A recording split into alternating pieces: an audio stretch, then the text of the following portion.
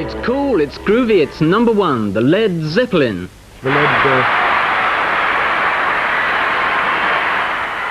The what? The Led Zeppelin, but I'm afraid that you and other dads like you, Bob, may never have heard of them. But this British group has made musical history today. Readers of the Melody Maker have voted them the top world group. The significance is that the Beatles have held this title for 8 years. But now, the Beatles are out. 8 years ago, the Beatles were 4 clean-cut and clean-shaven young men who had a happy knack for songwriting. The tunes they wrote and sang were evergreens, as hummable and as immortal as I'm Dreaming of a White Christmas and Autumn Leaves.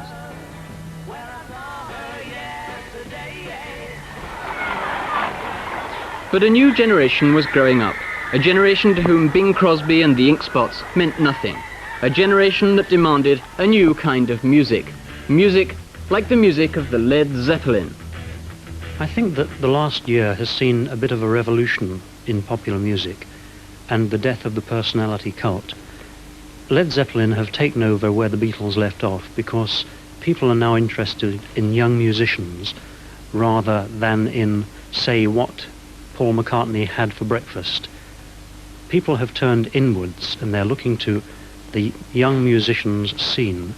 Led Zeppelin are good musicians and people are voting for them rather than for an image as they used to years ago.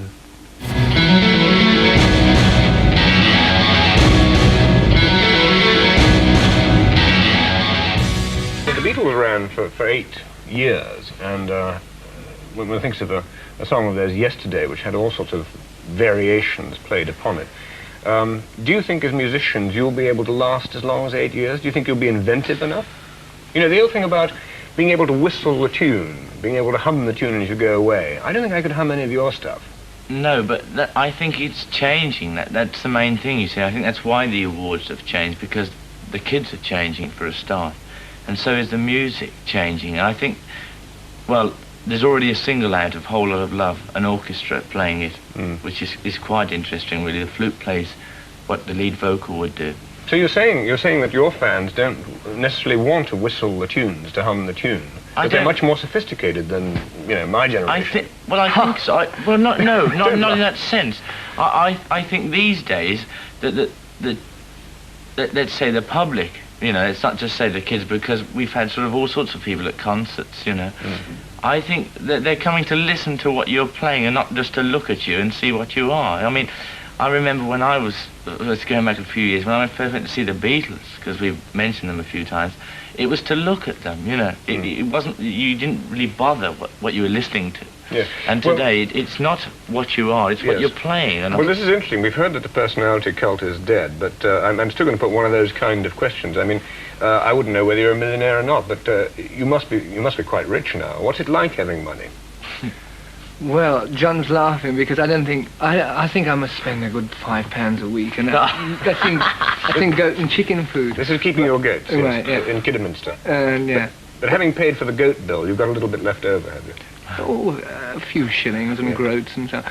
No, I think it all boils down to, well, it keeps boiling down. But I mean, in our position, we've spent years and years on the road, sort of playing in little church halls and being beaten up and bricks thrown through the van windows and everything.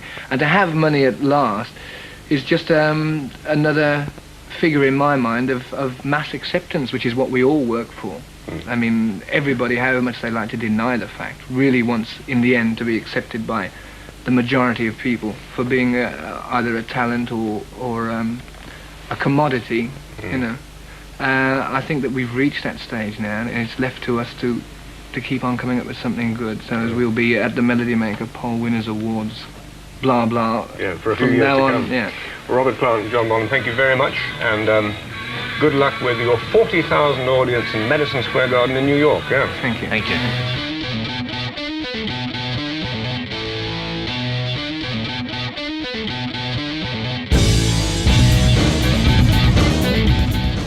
The Led Zeppelin voted by the fans the world's number one group, and first time actually on British television. Now, a matter of cause for concern for Southeast anglers. There's